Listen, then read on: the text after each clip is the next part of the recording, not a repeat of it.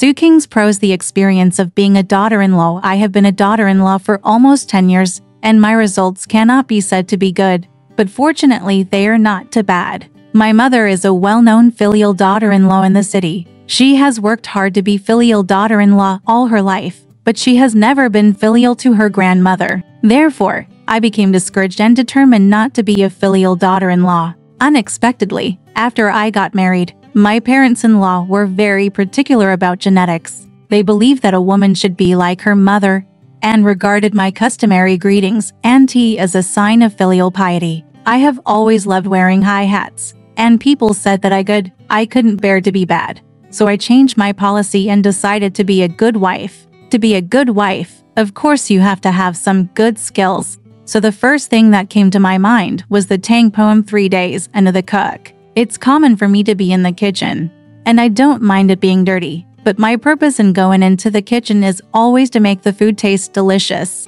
not to wash my hands and make some soup. From the age of 6 to 10, I was a day school student. At that time, I was still young and my mother didn't ask me to cook. She would only help me divide the dishes with chopsticks and spoons during meals. In the autumn when I was 10 years old, I went to live in the dormitory. At first, I passed the kitchen without entering. Later, when I became a 6th grade student, I also went to the cook to tease him, calling him several times, "Old beard, steal food to eat," and so on. The cook is annoyed. I scolded and wanted to tell my husband.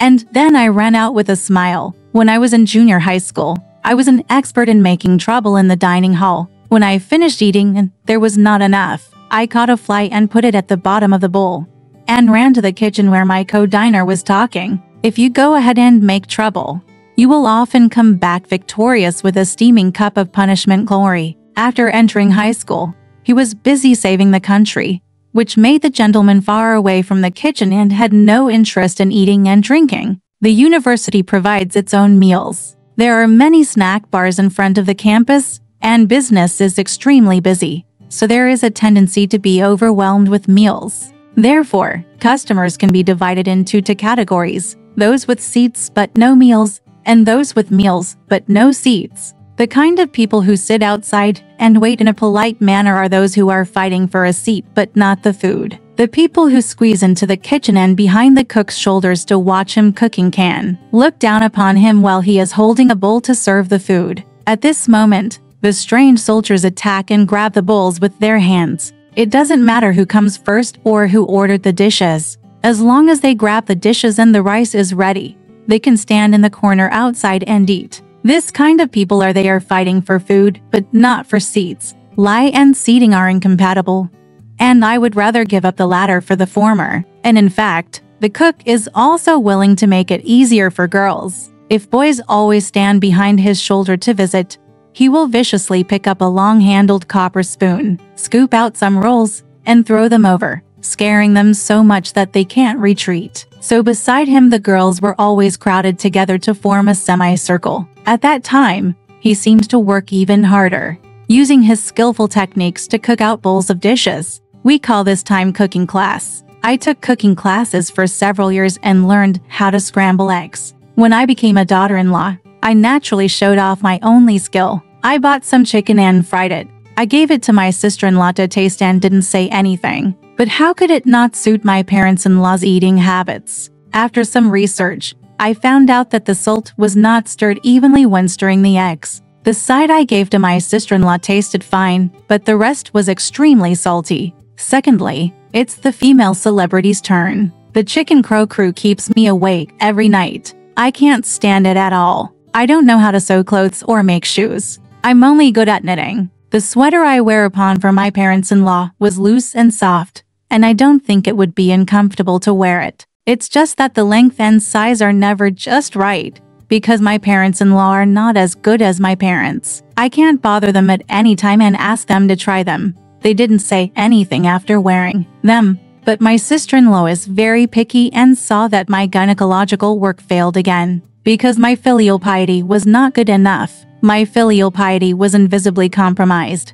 and I felt really upset. On the one hand, I also regretted that I didn't know much about housework since I was a child, and now I don't use what I learned, making it useless for heroes. Fortunately, my parents-in-law also noticed this, and they thought it would be better to ask me to do something else. Then the opportunity came. First, my mother-in-law asked me to write a letter for her. She said, "Your father-in-law is old, and his hands are shaking when he writes. I heard that his calligraphy is very good, so you can write the letter for me." Of course I agreed, and I was secretly happy. But when I turned around, I saw my sister-in-law's face was full of joy. The look of jealousy and happiness disappeared again. My mother-in-law said, "Just write it like this.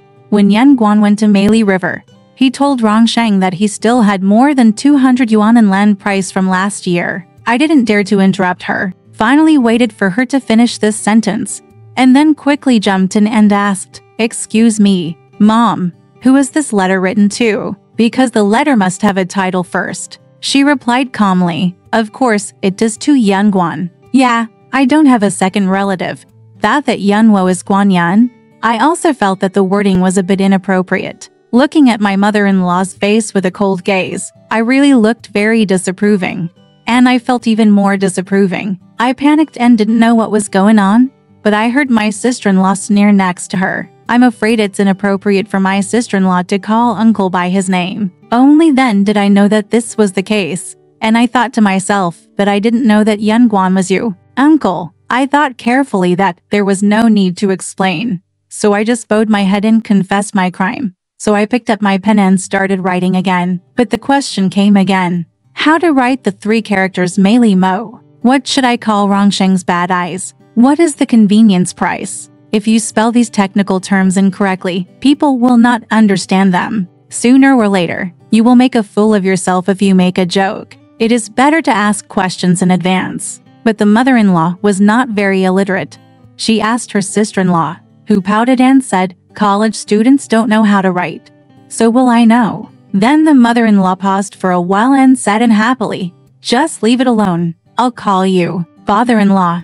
Write it." My father-in-law is a polite person, but he does not look down on my knowledge from now on. Sometimes he asked me to calculate the accounts of salt goods stores, nan goods stores, and silk and satin stores. The numbers on the old-fashioned folding books were all in cursive. I couldn't see clearly, so I had to ask him again and again. After asking, I often made mistakes because I was not good at abacus. Therefore, there are very few areas where he needs my help. Even when I wrote the word congratulations on the red paper bag, he had to write it himself because my calligraphy was so bad. He was really ashamed. Sometimes during our chat after dinner, he would ask me some common knowledge about horoscopes and Chinese medical books. I didn't know either, so he sighed and said, "Most of the books you read in school are foreign books. I can't blame you. After you read them, you have to teach." Last time Jenner clamored to enter the school, and I said no need to. Women always take care of the house. I don't know how to run a household, and I don't even know how to help each other, so I have to go out and teach. All the money I earn goes to my own pocket, and I feel bad when I go home and eat their ready-made food. Therefore, I often buy some ginseng antler clothing materials to honor them. And of course I often give them to my sister-in-law. I can teach, and my parents-in-law are happy to see me, even though they don't want to use my money. But my sister-in-law was even more jealous. She didn't appreciate me giving her anything. She just hated me for eating ready-made food while she had to go to the kitchen to help me with work. Later, she told her parents-in-law that I would confuse men and women if I worked outside. Her mother-in-law thought it was a good idea and told her father-in-law to stop me from going out again. My father-in-law thought it was too boring for me to live at home, so she might as well let me and my husband go to Shanghai to start a small family. At that time, I could do whatever I wanted at home or work.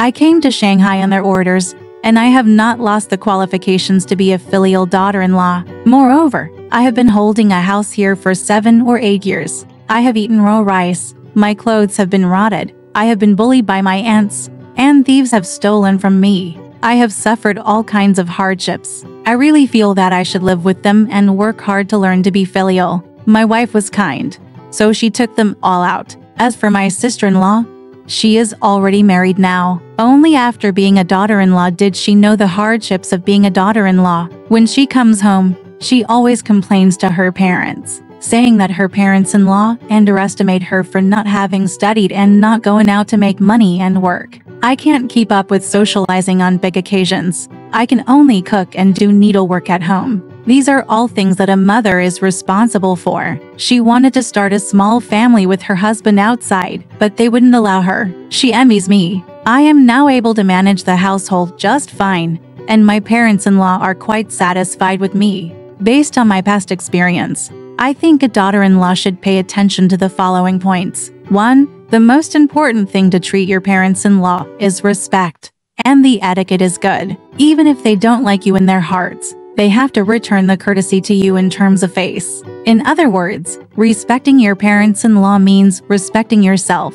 Second, it would be better if you can keep in touch with your sister-in-law and uncles. Otherwise, you should try your best to be patient, avoid direct conflicts, and just ignore them indifferently. Your parents-in-law cannot blame you for anything. Third, don't talk too much. This is a must for a good wife, because it is difficult to blame someone for having a bad attitude. But if you say the wrong thing, you will give someone an excuse. Fourth, always show that you are a person from a good family background. Never talk about your natal family, relatives, or your own shortcomings, unless you can't hide them. They will find out about it over time, and there is nothing they can do about it. Moreover, you must not say that your natal family or relatives are at odds with you. 5. Be especially polite and respectful to your husband's relatives. 6. Don't show that you are too affectionate with your husband in front of your parents-in-law. Don't show that you care too much about your children. 7th, always remind them that they can be a filial daughter-in-law, and can also stop being filial when necessary if they really don't know how to praise. Among these 7, the first and last 2 are the most important. If you don't pay attention to it, you will suffer the consequences of filial piety. Just like my mother, parents-in-law are no better than parents. They do not have natural love and cannot talk about filial piety. We can only talk about filial piety and propriety. For example, parents may wish to give cod liver oil and eggs on their birthdays, but parents-in-law must give ginseng, swallows, and longan on their birthdays, even though we know the nourishing effects of longan. Never clear cod liver oil. In addition, when in front of parents-in-law, one must try to suppress emotions such as joy, anger, sorrow, and joy. Most of the time, one should only be humble and rarely give one's advice. Of course, there is no need to be so restrained in front of one's parents. Many people are biased. If your parents are deaf, it doesn't matter if you speak louder to them. But if your parents-in-law are hearing impaired, you have to make them bother to ask more questions. Otherwise, it will sound like you are yelling at them to others. As for Mojo's performance, that is even more necessary, but it must be done well. I believe that people are born with a base nature, so it is not surprising if they are used to being filial. Some people say that wives who are afraid of their wives often suffer from liver fire. I believe that the same is true for parents-in-law who have filial wives. Being filial to your parents-in-law is for your own benefit, not a sincere petition. If you endure unreasonable torture because of your filial piety, like my mother did, then I advise you to rather not be a filial daughter-in-law who earns nothing, and quickly go out and organize a small family. Otherwise you will make a living alone. At that time, there is no need to say how bad you are when you treat your parents-in-law. Just always respect ghosts and gods and stay away from them. Alright, this part of the story ends here. Want to know what happened next? Let's listen to the breakdown next time.